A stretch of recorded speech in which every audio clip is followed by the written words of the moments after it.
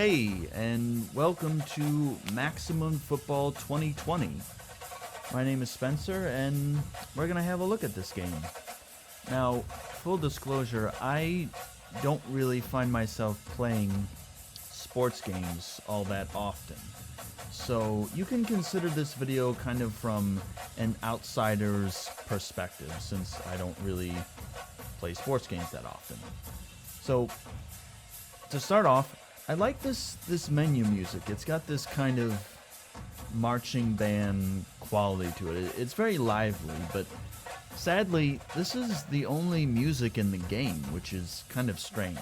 But anyway, the first thing I usually look at is the options menu. So if you go to customize, there's not really... Oh, and the music goes away. There's no options menu. You can't adjust the resolution.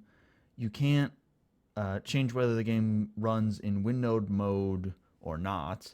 There's no audio settings. There's no graphics settings. This is basic stuff.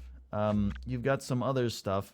I've never messed with these different game settings. I imagine, if I lessened coverage, aggression, then that would make making passes easier or something like that.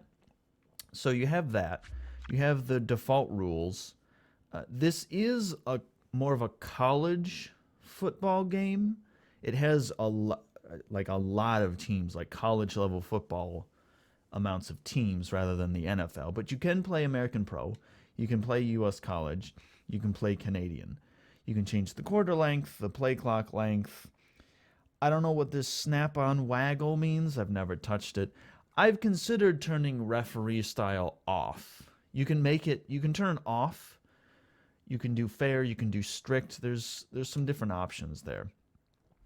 The nice thing about this game is that you can remap all of the buttons.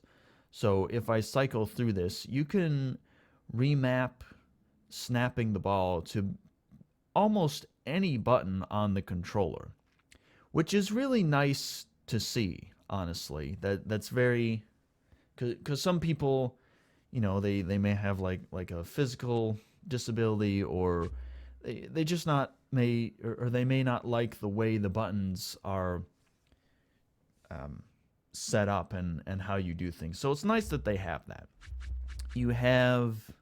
This just displays teams and everything like that.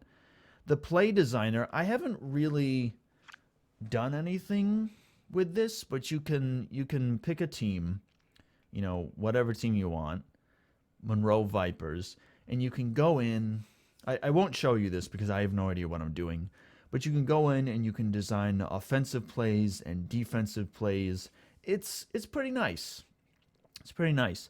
And by the way, I really like the logos in this game. They're nice looking logos. There was one that I really liked. This one. The Los Angeles State UFO. That's a cool looking logo. Anyway, you can also design your own logo. There's 50 slots here, and you can get pretty detailed with this. I'm not good at this sort of thing, but you've got all kinds of shapes here and different, just different things that you can use. So you could go wild with developing or designing your own logo here.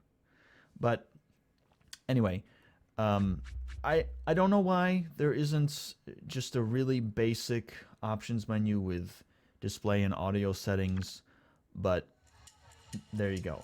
So you have some different modes. You can do the Play Now mode. You can do College Dynasty, which I'll get into later. You can play one full season, and then the Spring League is just the practice mode. So Play Now is pretty self-explanatory. Season mode, you just play through one season. None of the players on any of the teams change or anything like that. You just play the full season. And I believe that each week you can, yeah, you can play any games that you want. So you could go through this entire list and play every single one of these games for week 2 or week whatever you're on, if you want to, if you felt like doing that. I'm certainly not going to do that, but if you really love football, this will keep you busy in the off season for sure. Now, the mode that I've mostly been looking at is College Dynasty, which the first, I think I'm on season 2. It hasn't gone all that great. I mean, the first season wasn't horrible, but then the second season was not very good. Not very good at all. So the goal of Dynasty mode, if you don't know, is to try to build your dynasty, become like the best team at the best school that you can possibly be. So I don't really understand some of these. Like, you can see some of these things on the screen here. Some of them are low, some of them are good. I don't know how to affect all of these. Like, campus atmosphere is very good. I don't think there's anything that my team on the football field could do in order to improve that. I know that consistency of success, I mean, as long as I'm pretty sure as long as you've got a winning record, you can increase that. School tradition, though, how would you even affect that? Playoff potential, obviously, if you're playing well, you can improve on that. Fandom, I guess if you win a lot, you'll have really like a rabid fan base. So there's just some things that I understand how I could affect them, but I don't fully understand how to affect all of these things. So you have this. You have recruiting probabilities that you can look at. You can see across the board it's a lot of D's and C's for everything, which is not great. You can look at your current roster, and I'll get into this later, but I do have some UI problems, to say the least. You have a depth chart. You can look at it from any position on offense or defense or special teams, whatever you want, and you can swap people out. Like, if I don't want this person, I can say, okay, give me T Bean instead, and you can swap them out. It's pretty easy. So in Dynasty mode, you also have the recruiting board, which actually I forgot. You have to go over to the prospects menu and find a player that you're interested in. So if I need, let's say, a wide receiver, you can see the rank of the players and then kind of go through and figure out who you want to look for. And then you can mark them. Let's say N Tate. I'd like to recruit that person. Once I've got them marked over there, which is, oh, well, it's not marked anymore. But let me show you, because there'll be a little target there in the status menu. So then you come over to the recruiting board, and you can say, okay, I want to talk to this person. Now you can see in the lower right here, recruiting time remaining. You're given 10 hours per week dedicated towards trying to recruit other players. So I can call this person. I can call them. I can have an assistant call them, send a text message, or take them off the board. So I could call them and say, hey, my campus atmosphere is very good. I can kind of ask them about that, unlock the interest. Their campus atmosphere is extremely low. So if I can soft sell this, kind of be like, you should come over to my school because my campus atmosphere is really good. And you can kind of, nope, I don't want to hang up. I accidentally hung up. whatever. It's fine. That's my fault. But you can see that you can come over here and look at players and try to influence them, which is denoted by these bars here. If they're really not interested, it's going to be in the red. If they are interested, it's in the green. So there's that. There's the statistics menu, which I don't, I haven't played any games, so I don't have any statistics to talk about. But let me get into some of the UI problems that I have here, because let's say that there's a specific team that I want to play, other than this team that I've created, Baltimore State, which is just something I made up. If there was some other team, like, let's say over on the left here, you can see San Diego is just below me.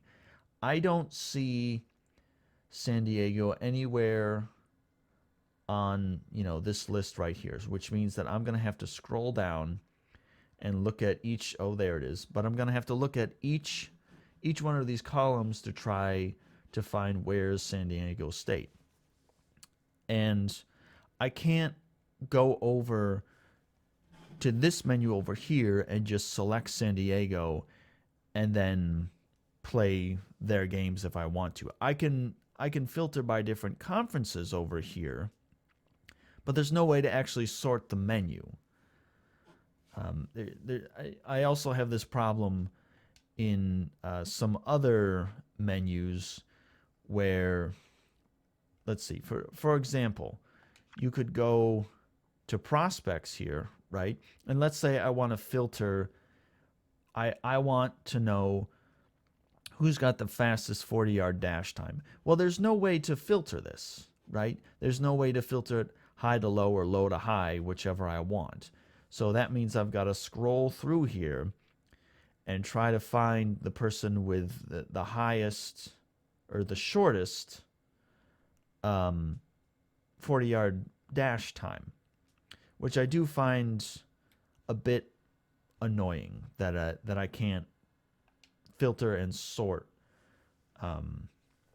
by those different things. Same with these menus here. If I wanted to sort by strength, let's say, I can't. I have to actually scroll through this menu and try to find somebody with the most strength. Like this person right here. R. Wallace is at 71 strength. And then I can swap them out and say that I want that person to be my quarterback. So it's just weird UI stuff, not being able to sort things. It just kind of makes things more difficult.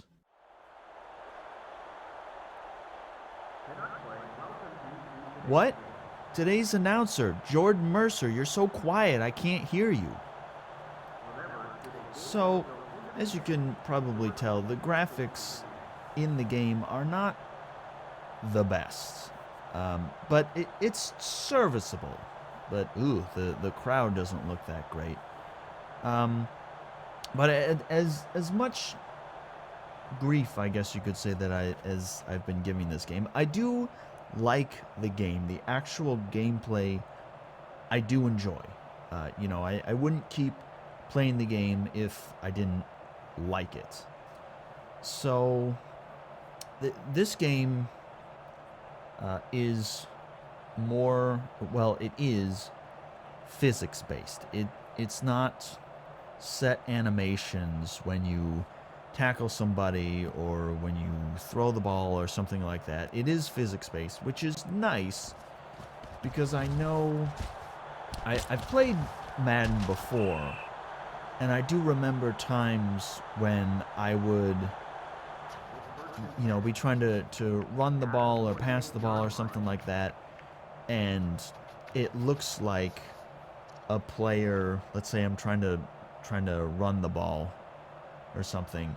I'm running the ball, and a player on the other team kind of snaps into position, and tackles me or you know, whatever, something like that. So this does seem more fair in that way. And it's a pretty standard football game. You know, it's I mean, it's American football. It's not gonna like blow you away with new gameplay elements and stuff like that. The one thing that I haven't figured out is that I think that there's an option and this is not me, I'm on defense right now, I'm not on offense. But I think that there's an option when you set up a pass play that if you decide that you don't want to pass the ball, you want to just run with it, that you can run with it. I don't know if there's a specific button press or something, or if you move a certain distance forward, like if you pass the line of scrimmage, your quarterback will just tuck and run with it. I actually haven't, I think I may have tried it once or something, and I was able to run with it, but I don't honestly remember. And I sort of apologize because I kind of got out most of the things that I want to say about this game regarding options menus and UI problems that I have with it. I don't have a whole lot to say about the gameplay itself. It's pretty standard football, and I do have this on American Pro rules. I'm not really aware of what the difference is with Canadian rules or college football rules. I think how many attempts you get at a first down might be different or something like that. I have no idea. Wow, you totally messed up that little pitch, didn't you? and you can see there, those two players actually kind of morphed together and clipped into each other. So you've got some visual issues sometimes. I know I've seen. I don't know what they're called. The little marker holder guys. You know, the one on the left there who's holding the orange thing and wearing that like yellow vest. I've noticed that sometimes their movements will be fully animated, like their legs and arms will move as normal, but other times they're stuck in this, not T-pose, but they're in this static pose, and when they move down the field to move those markers, they just sort of like float and have this little bobbing up and down animation, like they're not actually running at all. So it looks a little funny, and I've seen them sometimes where the models, like, I don't know how to describe it, but their limbs kind of like stretch and into these weird shapes, so they don't even look human. Like, they just look like this weird sort of blobbish thing. But those are relatively minor complaints. I mean, little visual things like that don't bother me all that much. What really bothers me if there are massive game-breaking bugs in the game or something like that, which I haven't really seen bugs in this game. Now, granted, I haven't been really looking hard to find bugs in this game. This was a nice run. This was like the nicest play that I got in this game. This game very quickly went downhill for me. I think I ended up losing. Well, I did lose like pretty big time. But I haven't pushed hard to really find any bugs. Probably if I went back and looked at gameplay, I might be able to find something. but it's relatively bug-free, other than visual stuff. Yeah, I mean, I don't have a ton to say about the gameplay itself. I will say I had a really difficult time, not only in this game, but sometimes in other games, of getting any sort of passing game going. And this may have to do with the coverage aggression slider that I showed you earlier. But my receivers and like tight ends and stuff seem to have a very difficult time getting any sort of separation from the defensive players. So a lot of the time I end up just running the ball. Now, admittedly, actually looking at this footage now on that last play, I could have quite easily gotten the ball to somebody else on that play. I noticed, because I'm not actively playing right now. I'm just sort of looking at the footage as I record this. So, you know, of course, now I'm going to be able to see things.